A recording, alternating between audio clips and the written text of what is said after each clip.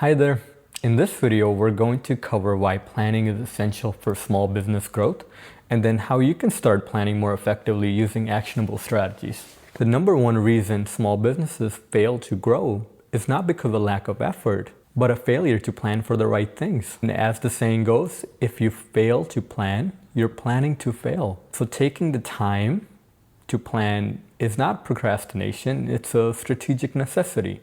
Another reason why planning is important, because without planning, you lack a clear direction and focus. We can become consumed by the day-to-day operations or low-value tasks or other mindless tasks, leaving you feeling busy doing nothing. Planning ensures every hour you work is spent on the most important tasks that help you move your business forward. When we don't have a plan, we're purely reactive, and we're just putting out fires or jumping from one emergency to the next one.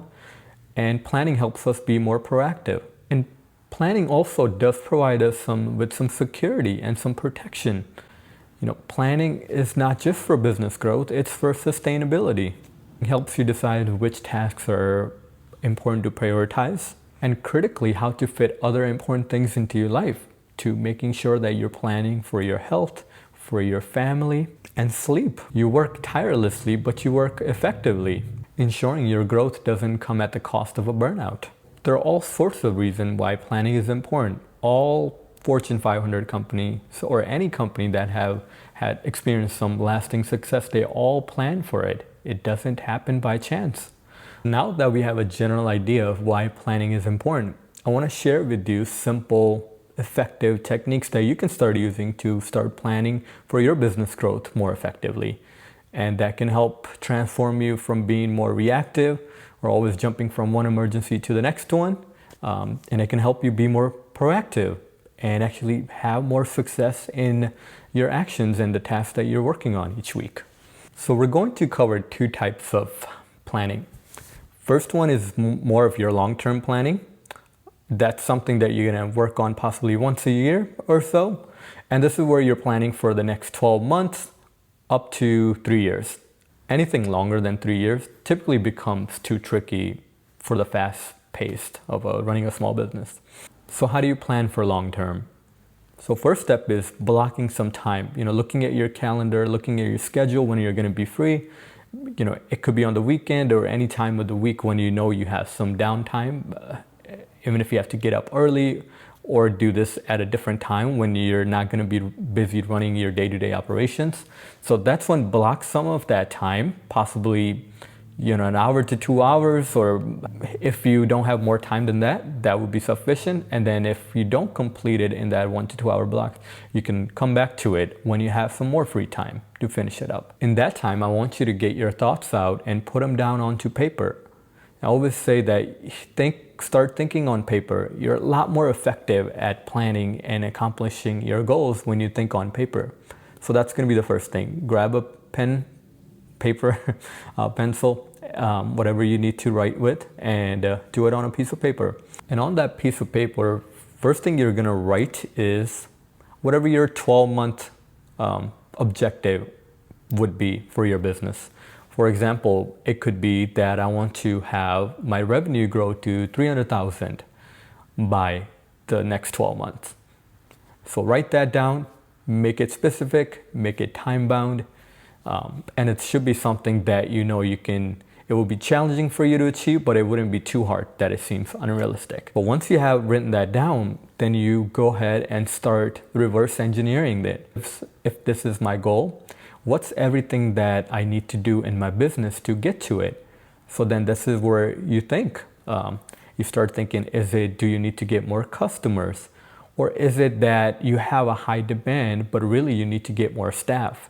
So you start writing those things down, that I would need to get more staff, or how many people do you exactly need to get? Who are the people you're going to need, and how are you going to do that? So you write all those down. Essentially, you're writing down all the operational needs that you would need to meet to reach that 12-month goal. So that way it's not just a dream or a wish, that we have an actionable strategic plan for that to achieve that 12-month goal. So once you have your long-term plan, this is when we look at our short-term planning. So these are going to be the weekly actions or goals that you need to achieve to drive progress towards that long-term plan. So how do we plan for our week? So what I personally like to do and what I teach my clients to do, and it works pretty effectively, is at the start of the week. So typically on a Sunday evening, depending on the type of business you're in, you can even do this in Sunday morning or even Monday morning if you really have to. You're going to write down what are your 3 to 4 top priority goals, things that you want to achieve by the end of the week. For example, if you're focusing on getting more customers, then it might be related a lot to your sales and marketing. So for example, you might say something like, hey, this week I'm going to reach out to 10 new customers. Okay, something like that. This is just a arbitrary example, but essentially you're aligning your weekly actions towards your long-term goals. And then it's also important when you make those weekly goals, do make some time for your health, for your family. To grow a small business, you're going to need to work a lot at it, and you're going to need the support of your family. And also, you don't want your business to fully consume you. That can lead to burnout and a lot of unnecessary stress. At the beginning of the week, on a Sunday evening or a Monday morning, whenever you have some downtime, or make some downtime if you don't have any, that's when you're going to make your weekly goals. It could be the 3 to 4 most important things that you want to accomplish by the end of the week. And they should be realistic and they should directly align with your long-term vision for your life and for your business. And you make that appointment with yourself every week. Every week you're going to, at the end of the week, you make sure which things you accomplish. You mark those as done, or you can mark them as you completed them during the week. And then at the end of next week, if you didn't get to anything, then you can add that on to the following week. If you happen to accomplish everything on the list, then make a list of the new steps that you need to get to in the following week, or the new actions that you need to take. And then you just repeat those every week. And every week, that's the consistent action that you need to take to drive progress towards your long-term goals. So I hope this was helpful to you in how you can start planning, and also why it's important to start planning. Sometimes I hear this, or I see this a lot on social media, that it's all about taking action.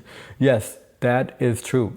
You have to take action, but we do want to take some time to put some thought behind the actions that we're taking. So that way we're not just mindlessly doing things and we're actually making progress. So this will help you to make your actions a lot more effective. Along with that, I just want to finish with saying that, you have this information, it works. I've seen it work with my clients, I've seen it work for myself. But you do have to take these steps. You do have to take some time to plan and then follow through on your actions. If you found this video helpful, please share it with another small business owner that you think would benefit from it. I see a lot of small business owners that are not taking the time to plan for even their weekly goals, and then they're just running from one emergency to one next emergency. And I want to stop that chaotic nature of it. There'll always be some chaos in a small business, but we're trying to make it more of a controlled chaos. So, and let me know how it works for you, if it makes your efforts more fruitful.